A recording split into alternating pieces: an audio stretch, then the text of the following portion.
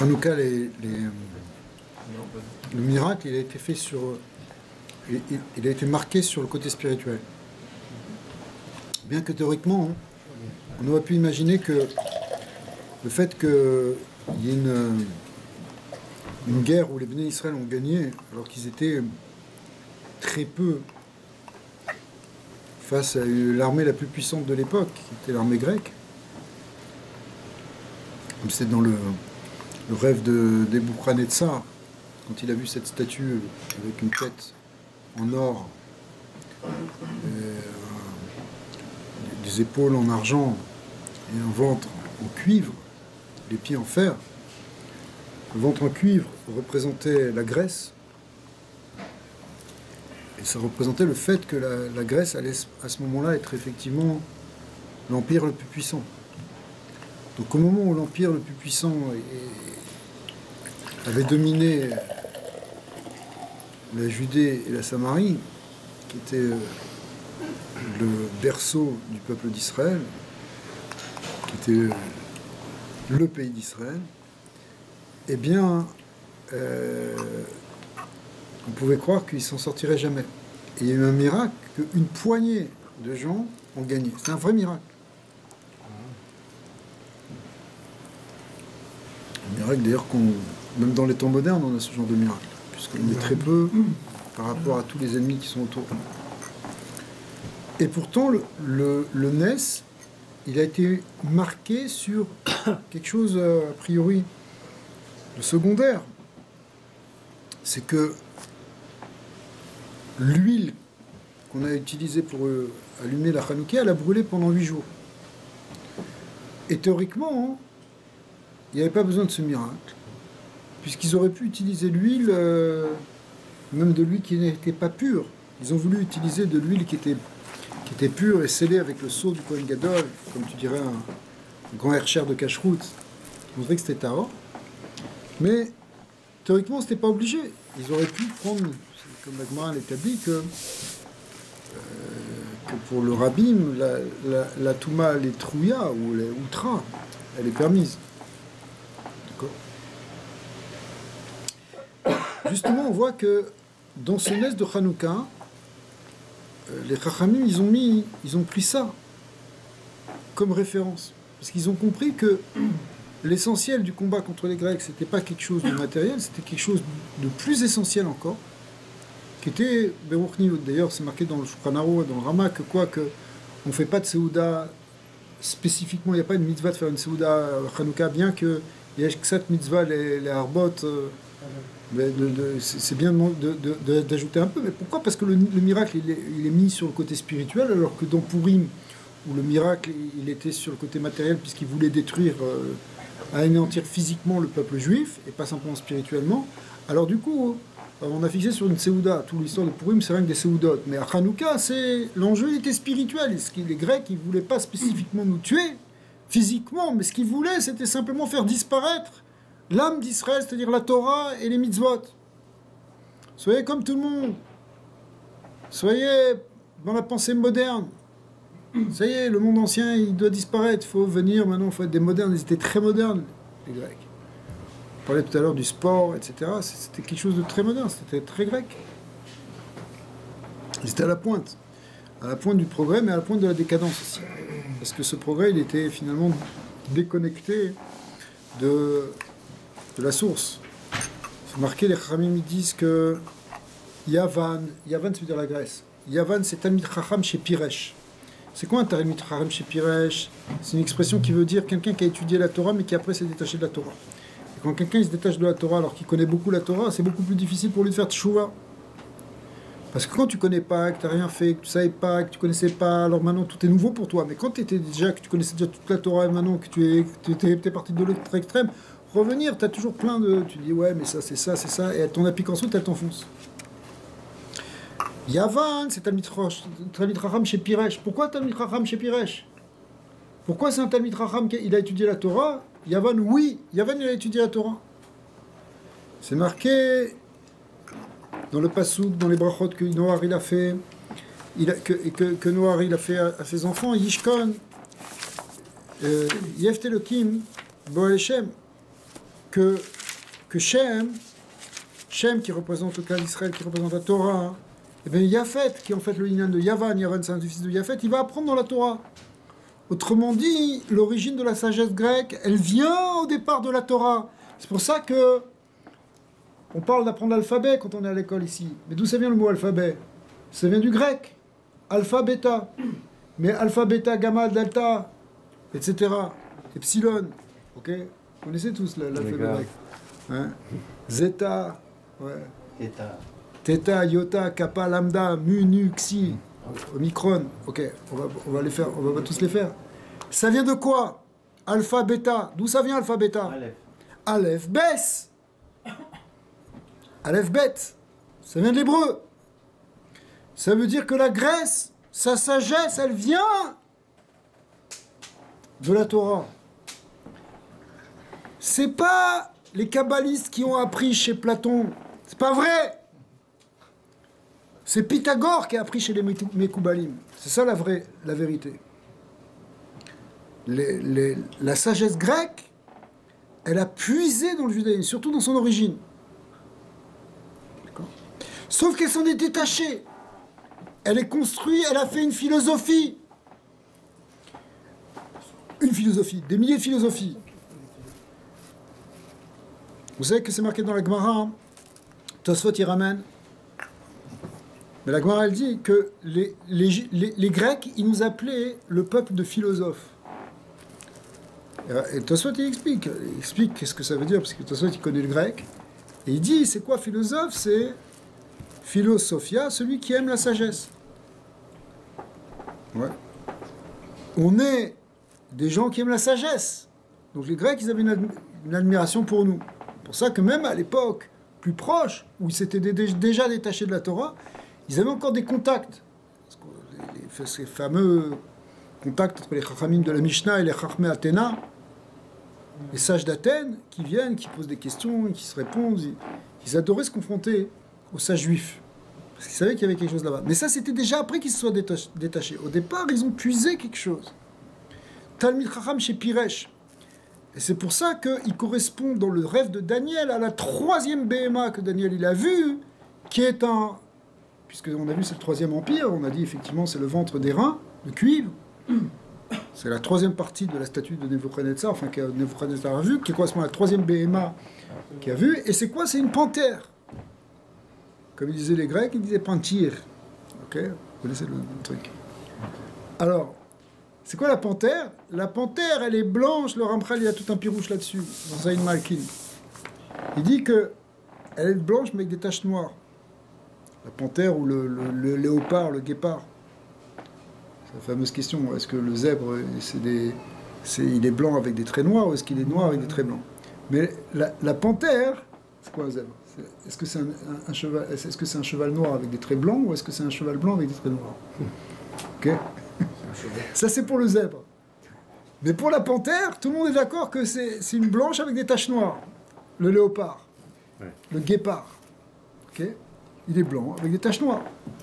Ces taches noires, ça s'appelle Tina chez Beliba. C'est la boue qui est dans le cœur qui ressort à un moment.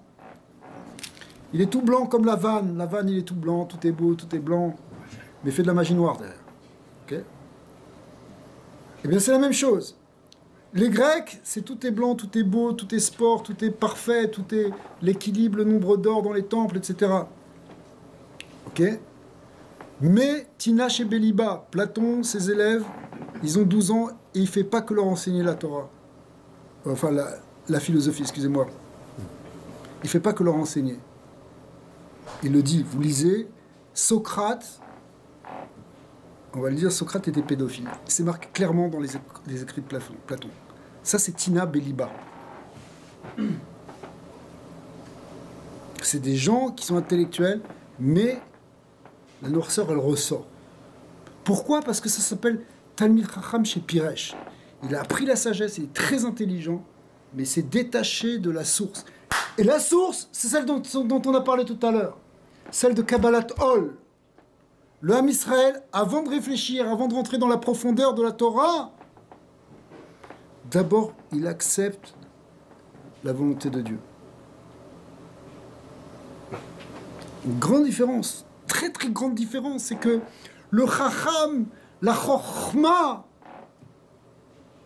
elle peut amener la plus grande déviation s'il n'y a pas la tmimout, la pureté, la simplicité. Ouais. On fait les choses parce que Dieu a demandé. Ça, c'est Shem. Qui c'est qui est dans la tente de Shem? Qui est dans la tente de Shem? Yaakov! Yaakov, Ishtam, Yoshev Ohalim.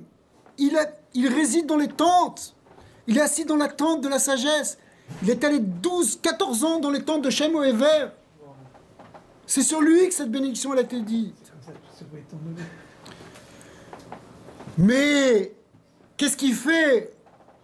Yavan, il prend ça et après il dit on va faire autre chose. Laissez-moi réfléchir moi par moi-même. La démarche de la philosophie, c'est quelqu'un qui dit je vais regarder le monde et je vais construire le système de la vision du monde. C'est ça la philosophie. Tu construis un système pour expliquer le monde en fonction de la manière dont tu le perçois et de la manière dont tu le conçois. C'est tu fais passer ton ishma avant ton maasé.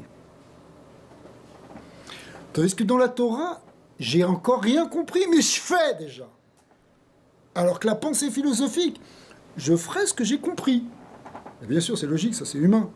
C'est humain. Ça amène à la touma des Grecs, à l'impureté des Grecs. C'est d'une vraie impureté. Quand ils sont entrés dans le Beth Amikdash, ils ont mis une idole, ils ont fait des choses, je ne vous dis pas ce qu'ils ont fait avec les Sefer Torah, etc. Et comment ils ont souillé exprès toute la pureté qui est dans le Beth Amikdash. Ils n'ont pas détruit, ils l'ont souillé, c'est ce qu'ils voulaient faire. Maintenant qu'on a trouvé une fiole d'huile qui était pure, on avait gardé quand même nous notre pureté. Et bien Dieu nous a montré que c'est avec cette pureté qu'on va construire, que c'est ça l'essence du judaïsme. L'essence du judaïsme, c'est cette intégrité, cette pureté, cette simplicité. Pas cette complexité, cette intelligence des Grecs, de la dialectique Socrate, etc. Les sophismes où tu peux prouver quelque chose qui est faux par plaisir intellectuel, parce qu'en réalité il y a une fausse idée dedans. Tu sais ce que c'est un sophisme? Tu connais toi l'histoire avec le cheval. Il y a un truc qui est clair, par exemple, c'est que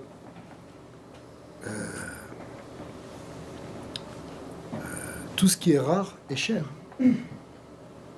Mais un cheval pas cher, c'est rare. Donc un cheval pas cher, c'est cher. Ok? Trouvez l'erreur. Ça, c'est la folie d'arriver, finalement, ça c'est évident, comprendre comment c'est faux, c'est ce qu'on vient de dire. Parce que c'est faux, il y a quelque chose qui est faux. Tout ce qui est rare est cher. Mais un cheval pas cher, c'est rare. Donc un cheval pas cher, c'est cher. Il y a un problème. D'accord? Puisque s'il n'est pas cher, il est pas cher, il est pas cher, il peut pas être cher. Mais ça, c'est ça le problème de la pensée qui est pas pure. Elle peut arriver à une conclusion qui est fausse. Dans le monde moderne, il y a plein de conclusions qui sont fausses. Le monde des Grecs, qui est le monde aussi de la Scala, le monde de la Révolution, le monde de Diderot et de Voltaire et du XVIIIe siècle, sur lequel on repose encore jusqu'à aujourd'hui. Hiram le Tzerfat, c'est quoi? C'est de penser, mais cette pensée, elle a peut-être un grain de sable, elle a peut-être une tache comme dans la pelure de la panthère. Cette tache, c'est Tina Beliba, tu n'es pas pur dans ton cœur. Tu n'es pas pur, alors ce que tu vas dire à la fin, c'est pas pur. C'est intéressé. C'est dévié.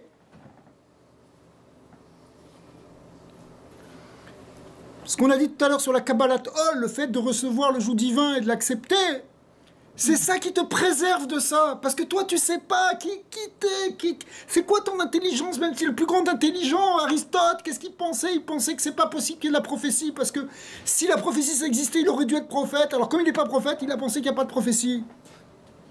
Puisqu'il était l'homme le plus intelligent du monde, d'après lui. C'est clair, c'est dans les écrits d'Aristote.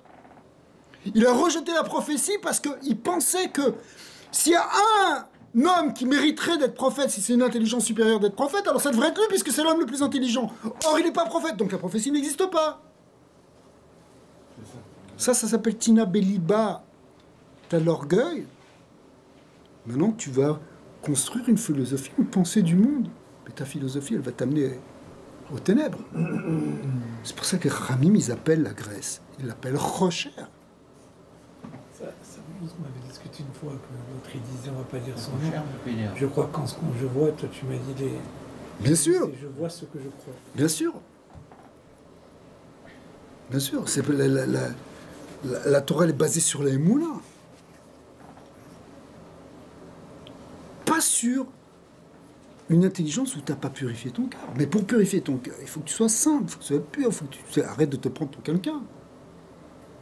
Le plus grand des sages de tous les temps, le plus grand des maîtres, le plus grand des prophètes, c'est Moshe Rabbeinu. Et bien Moshe Rabbeinu, il a dit, Narnouma, on est...